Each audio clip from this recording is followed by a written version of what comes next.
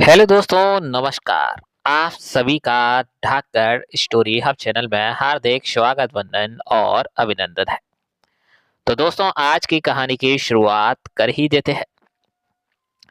एक बार की बात है कि एक समृद्ध व्यापारी जो सदैव अपने गुरु से परामर्श करके कुछ ना कुछ सुकर्म किया करता था, गुरु से बोला, गुरुदेव, धनार्जन हेतु मैं अपना गांव पीछे छोड़ जरूर आया हूँ, पर हर समय मुझे लगता रहता है कि वहां पर एक ऐसा देवालय बनाया जाए जिसमें देव पूजन के साथ साथ भोजन की भी व्यवस्था हो, अच्छे संस्कारों से लोगों को सुसंस्कृत किया जाए, अशरण को शरण मिले, वस्त्रहीन का तन ढके, रोगियों को दवा और चिकित्सा मिले, बच्चे अपने धर्म के वास्तविक स्वरूप से अवगत हो सके।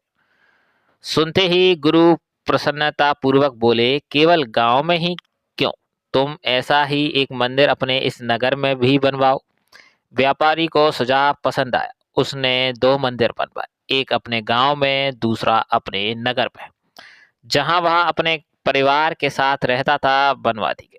दोनों देवालय शीघ्र ही लोगों की श्रद्धा के केंद्र बन गए। लेकिन कुछ ही दिनों में बीते थे कि व्यापारी ने देखा कि नगर के लोग गांव के मंदिर में आने लगे हैं, जबकि वहां पहुंचने का रास्ता काफी कठिन है।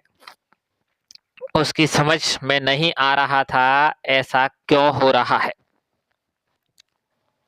कुछ भारी मन से वह गुरुजी के पास गया और सारा वृतांत कह सुनाया।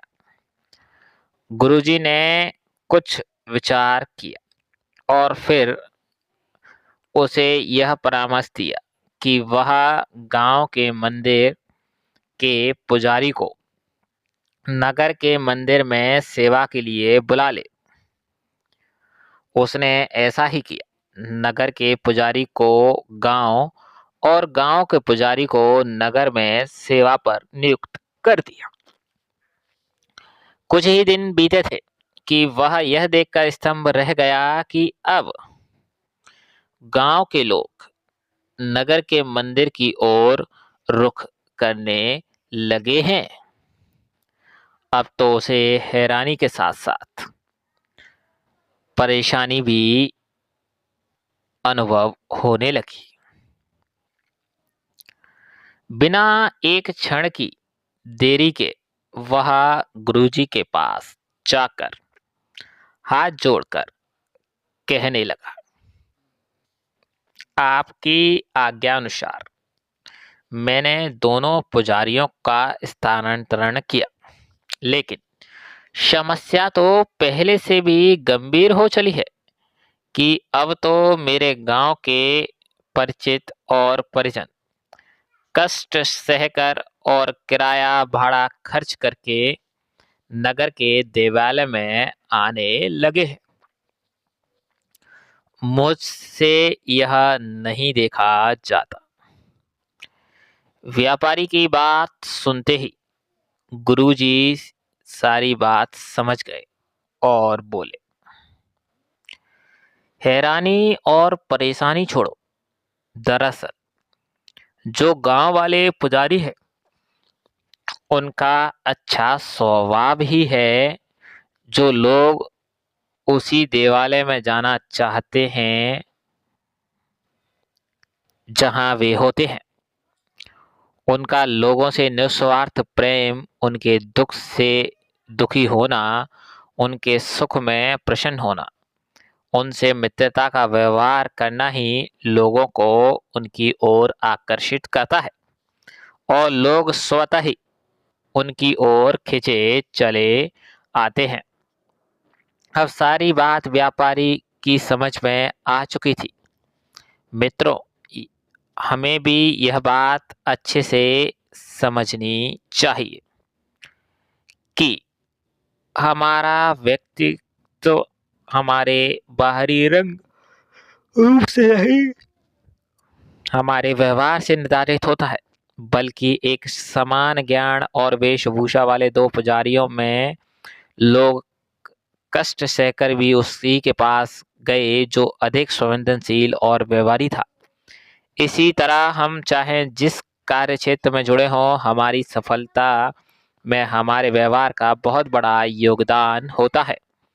हम सभी को इस परम सत्य का बोध होना चाहिए कि इस धरती पर मात्र अपने लिए नहीं आए हैं। हमें अपने सुख दुख की चिंता के साथ साथ दूसरों के दुख सुख को जरूर बांटना चाहिए, उनसे मित्रतापूर्ण व्यवहार करना चाहिए, ताकि हम जहाँ भी उपस्थित हों वहाँ पर स्वतः ही एक अच्छा वातावरण बना रहे और सकारात्मकता की तरंगों से हमारा जीवन सागर लहराता रहे।